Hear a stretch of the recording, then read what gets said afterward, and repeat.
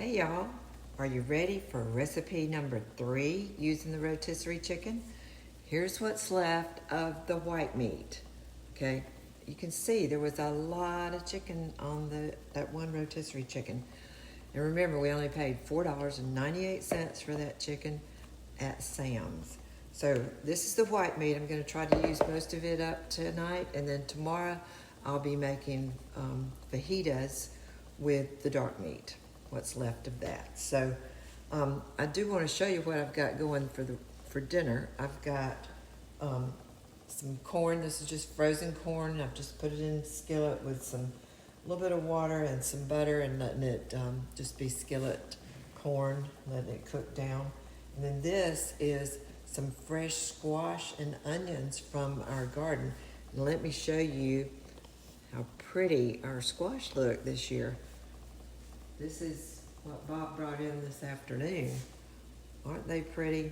Just nice little yellow crookneck squash. So let me get started. First thing I'm gonna do, I'm making lemon dill chicken cakes.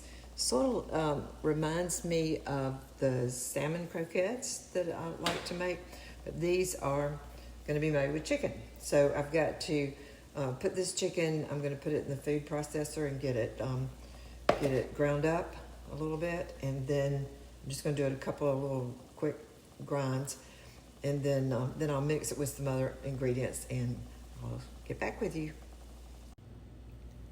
Okay, I'm back, and I've got about 2.5 cups of ground up, you can see how finely it's ground, rotisserie chicken. Now to that, I'm going to add, let me turn you down so you can start seeing what I'm adding as I add it. Sorry. Okay, hopefully you'll be able to see that good enough. There. All right, and so I'm going to add 1/4 cup of panko breadcrumbs.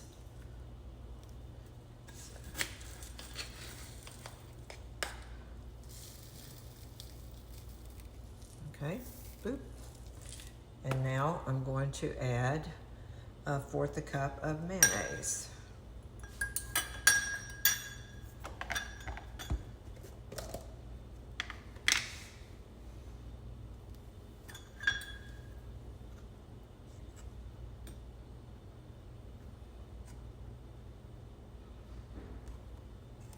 I'm just using the light mayonnaise here. Could have had this already measured out, I'm sorry. But anyhow, there's 1/4 cup of mayonnaise. Put that in there.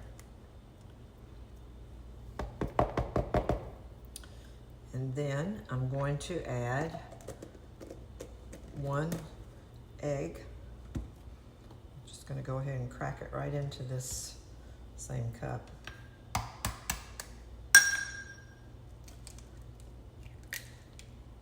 right, that looks good.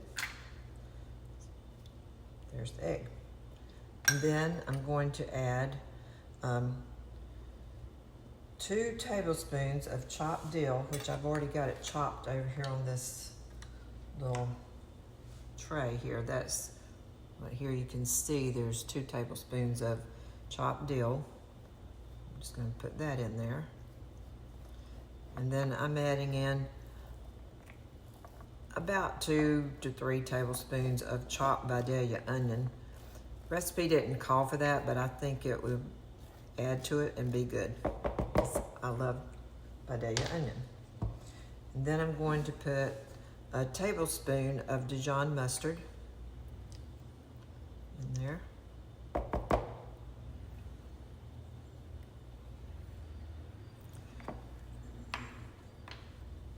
And a teaspoon of I'd used my special grater here and did the lemon zest, and so it's all gathered in this little thing here. It's actually 1/2 teaspoon of grated lemon rind, lemon zest, whatever you want to call it. Lemon zest. All right. And then put a little bit of salt and pepper. I'm just gonna start with a little pinch or 2 And just hope that's gonna be plenty. If not, we can salt and pepper it when we're ready to eat it. So now I'm just gonna mix this all together, and then I'm gonna make it into patties. It says, the recipe says it'll make about 8 patties, so they're not gonna be huge. But anyhow, I'll keep mixing this up and start making the patties, and I'll show you what I'm doing. Okay, I'm back. I divided the mixture into 8 sections, and now I'm making the patties. I do want to tell you though, I wound up adding another tablespoon of mayonnaise to it because it just felt a little bit too dry. And then I tasted a little bite of it. Like I tell you, you should always taste your food. Make sure it's something you're gonna like.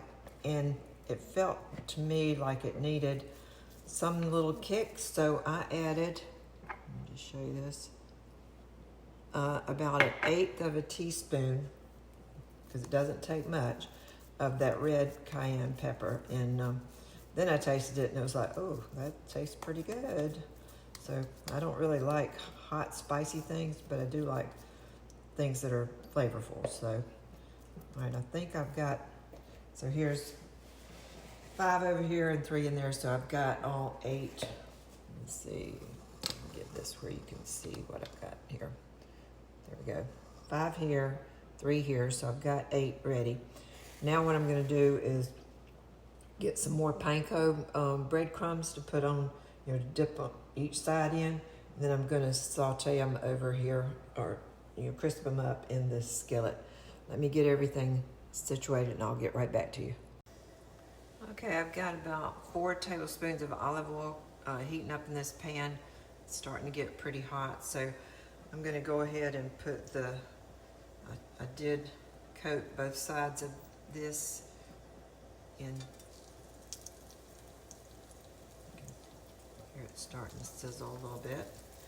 And then go ahead and get some more coated.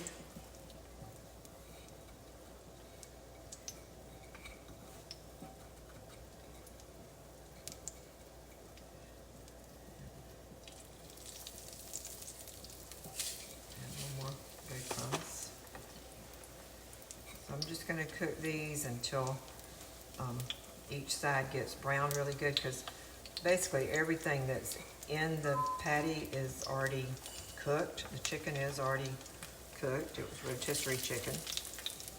So it's just a matter of getting it hot and crunchy, and we'll cook the onions that are in there a little bit.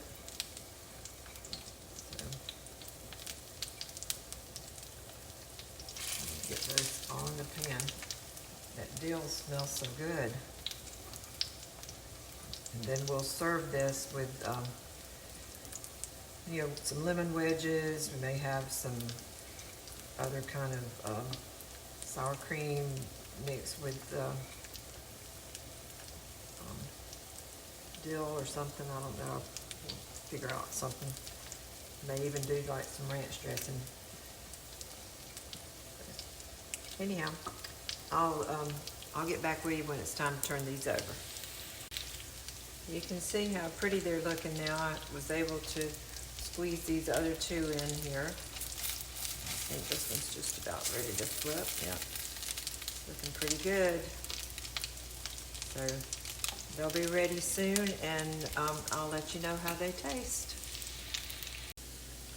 Okay, y'all, here it is. And took a little taste, and it is good. I'm gonna take another one. I made some, took an avocado and mixed it with some sour cream just to make a little sauce for this.